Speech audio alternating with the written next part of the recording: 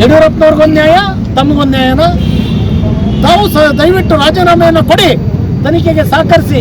ರಾಜೀನಾಮೆಯನ್ನು ನೀವು ಕೊಟ್ಟು ತನಿಖೆಗೆ ಸಹಕರಿಸಿ. ನೀವು ಆರೋಪಿ ಎಲ್ಲ, ನಾನು 14 ಸೈಟ್ ತಗೊಂಡಿಲ್ಲ, ಮೂಢ ಹಗರಣದಲ್ಲಿ ಭಾಗಿಯಾಗಿಲ್ಲ, ವಾಲ್ಮೀಕಿ ಹಗರಣದಲ್ಲಿ ಭಾಗಿಯಾಗಿಲ್ಲ, ಸ್ವಚ್ಛವಾಗಿ ಆಡಳಿತವನ್ನು ನಡೆಸಿದ್ದೀನಿ ಅಂದರೆ ಮತ್ತೊಮ್ಮೆ ತಾವು ಮುಖ್ಯಮಂತ್ರಿಯಾಗಿ ಸ್ವಾಮಿ ನಾವು ನಿಮ್ಮನ್ನು ಸ್ವಾಗತವನ್ನು ಮಾಡ್ತೀವಿ. ಮುಖ್ಯಮಂತ್ರಿ ಸಿದ್ದರಾಮಯ್ಯನವರು ಅಧಿಕಾರ ಮಾಡಲು ಅವರಿಗೆ ನೈತಿಕತೆ ಇಲ್ಲ, ಕೂಡಲೇ ಅವರು ತಮ್ಮ ಸ್ಥಾನಕ್ಕೆ ರಾಜೀನಾಮೆ ಕೊಡುವಂತೆ ಆಗ್ರಹಿಸಿ ತಾಲೂಕು ಬಿಜೆಪಿ ಮಂಡಲದ ವತಿಯಿಂದ ಶಾಸಕ ಎಚ್ಕೆ ಸುರೇಶ್ ನೇತೃತ್ವದಲ್ಲಿ ಬೇಲೂರಿನಲ್ಲಿ ಬೃಹತ್ ಪ್ರತಿಭಟನೆ ನಡೆಸಿ ರಸ್ತೆ ತಡೆ ನಡೆಸಿದರು. ಬೇಲೂರಿನ ಬಸವೇಶ್ವರ ವೃತ್ತದಲ್ಲಿ ಪ್ರತಿಭಟನೆ ನಡೆಸಿ ಮಾತನಾಡಿದ ಶಾಸಕ ಎಚ್ಕೆ ಸುರೇಶ್, ಮೂಡಾ ಹಗರಣ, ವಾಲ್ಮೀಕಿ ಹಗರಣದಿಂದ ಭ್ರಷ್ಟಾಚಾರದ ಕೂಪದಲ್ಲಿ ಮುಳುಗಿರುವ ಈ ಕಾಂಗ್ರೆಸ್ ಸರ್ಕಾರಕ್ಕೆ ಅಧಿಕಾರದಲ್ಲಿ ಮುಂದುವರಿಯುವ ಯಾವ ನೈತಿಕತೆ ಇಲ್ಲ. ಸ್ವಪಕ್ಷದ ಹಿರಿಯ ಮುಖಂಡರೇ ಕಾಂಗ್ರೆಸ್ ಪಕ್ಷಕ್ಕೆ ಮುಜುಗರ ಆಗಿರುವುದರಿಂದ ಅವರು ರಾಜೀನಾಮೆ ನೀಡಬೇಕು ಎಂದು ಹೇಳಿದರೂ ಸಹ ಅವರು ಇದರ ಬಗ್ಗೆ ತಲೆಕೆಡಿಸಿಕೊಳ್ಳುತ್ತಿಲ್ಲ. ನನ್ನ 50 ವರ್ಷದ ರಾಜಕೀಯ ಜೀವನದಲ್ಲಿ ಒಂದೇ ಒಂದು ಕಪ್ಪು ಚುಕ್ಕೆ ಇಲ್ಲ ಎಂದು ಹೇಳುತ್ತಿದ್ದ ನೀವು ಇಂದು ಕಾಂಗ್ರೆಸ್ ಪಕ್ಷಕ್ಕೆ ನೀವೇ ಕಪ್ಪು ಚುಕ್ಕೆ ಆಗಿದ್ದೀರಾ.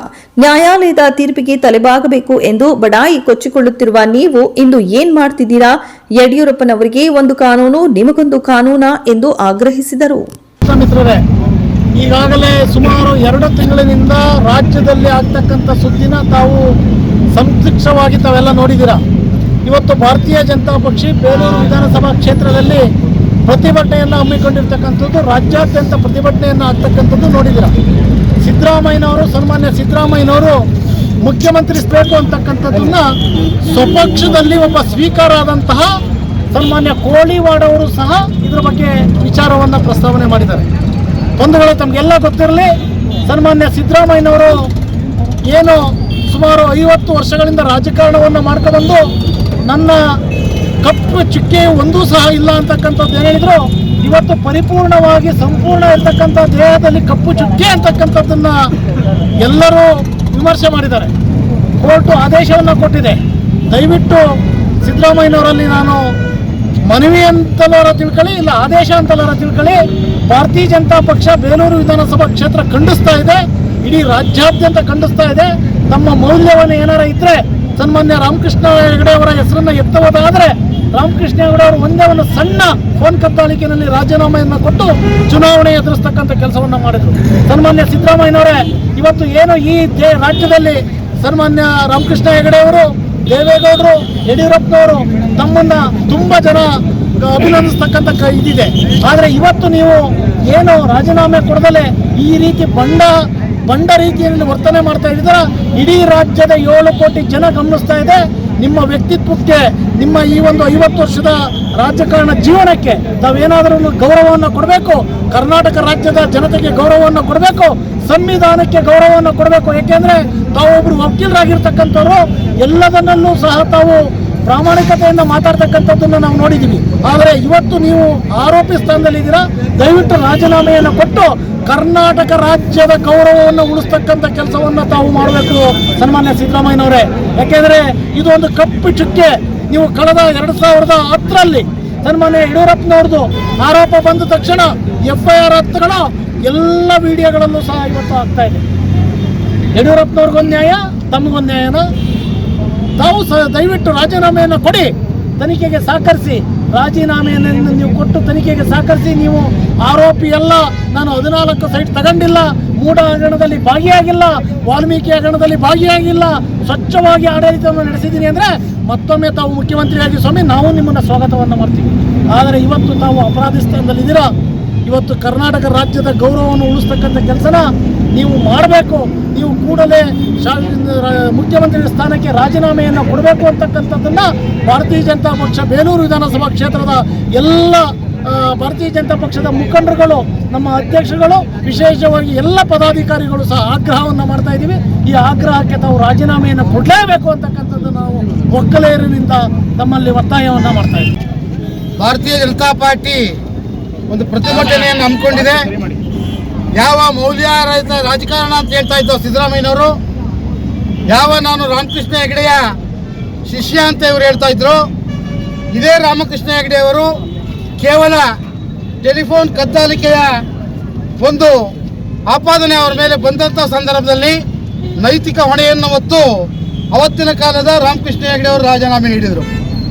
ಇದೇ ನೈತಿಕತೆಯ ಪಾಠವನ್ನು ಮಾಡ್ತಕ್ಕಂತಹ ಸನ್ಮಾನ್ಯ ಸಿದ್ದರಾಮಯ್ಯನವರು ಈ ಪ್ರತಿಭಟನೆ ಆಗಲಿ, ಜನದ ಕೈ ಏರಿಸ್ಕೊಳ್ಳೋದಾಗಲಿ, ಜಡ್ಜ್ ಆದಿಯಾಗಿ, ವಕೀಲರ ಆದಿಯಾಗಿ ಸಿದ್ದರಾಮಯ್ಯನವರು ನೈತಿಕ ಹೊಣೆಯನ್ನು ಹೊತ್ತು ರಾಜೀನಾಮೆಯನ್ನು ಕೊಡಬೇಕು ಅಂತಕ್ಕಂಥ ಸಂದರ್ಭದಲ್ಲಿ ಬಂಡತನವನ್ನು ಪ್ರದರ್ಶಿಸ್ತಾ ಇದ್ದಾರೆ.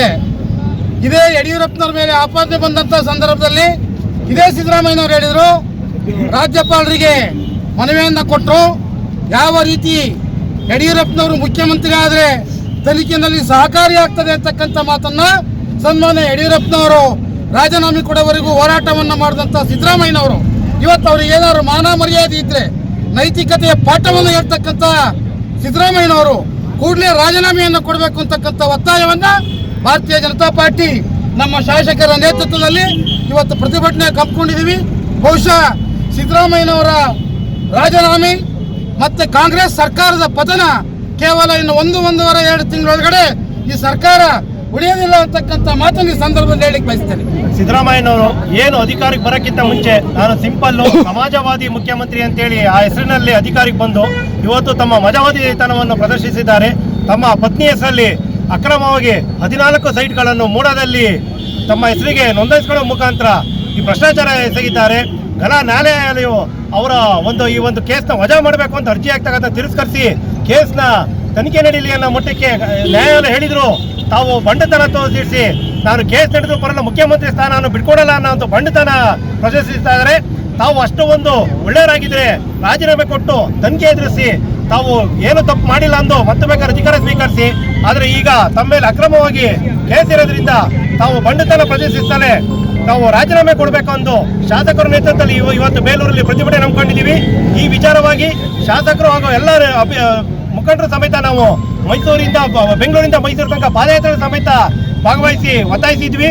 ತಾವು ಇನ್ನೊಂದು ಕೆಲವೇ ದಿನಗಳಲ್ಲಿ ರಾಜೀನಾಮೆ ಕೊಡಲಿಲ್ಲ ಅಂದ್ರೆ ಬೃಹತ್ತಾದ ಹೋರಾಟವನ್ನು ಬೇಲೂರಿನಿಂದಲೇ ಪ್ರಾರಂಭ ಮಾಡ್ತೀವಿ ಎಂದು ಈ ಮುಖಾಂತರ ನಮಗೆ ಒಂದು ಎಚ್ಚರಿಕೆ ಕೊಡ್ತಾ ಇದ್ದೀವಿ. ವರ್ಷದಿಂದ ಏನು ಸರ್ಕಾರ ಕರ್ನಾಟಕದಲ್ಲಿ ಬಂತು, ಇಲ್ಲಿವರೆಗೂ ಒಬ್ರಿಗೂ ಕೂಡ ಒಂದು ಜನತಾ ಮನೆಯನ್ನು ಕೂಡ ಕೊಡೋಕ್ಕಾಗದೇ ಇರ್ತಕ್ಕಂಥ ಈ ಸರ್ಕಾರ ಅವರ ಮನೆ ಮಂದಿ ಮಕ್ಕಳು ಎಲ್ಲರಿಗೂ ಕೂಡ ಸೈಟ್ಗಳನ್ನ ಕೊಟ್ಟಿರ್ತಕ್ಕಂಥದ್ದು, ಮತ್ತೆ ಏನು ಒಂದು ದೀನದಲಿತರಿಗೆ ಒಂದು ಕಲ್ಯಾಣಕ್ಕೋಸ್ಕರ ಇಟ್ಟ ದುಡ್ಡನ್ನು ನುಂಗಿರ್ತಕ್ಕಂಥದ್ದು, ವಾಲ್ಮೀಕಿ ಹಗರಣದಲ್ಲಿ ವಾಲ್ಮೀಕಿ ಒಂದು ಸಮಿತಿಗೆ ಇಟ್ಟಿದ್ದು ಆ ದುಡ್ಡನ್ನು ನುಂಗಿರ್ತಕ್ಕಂಥದ್ದು, ಇದು ಅತ್ಯಂತ ನಮ್ಮ ರಾಜ್ಯ ತಲೆ ತಗ್ಸುವಂಥ ಪರಿಸ್ಥಿತಿಯಾಗಿದೆ.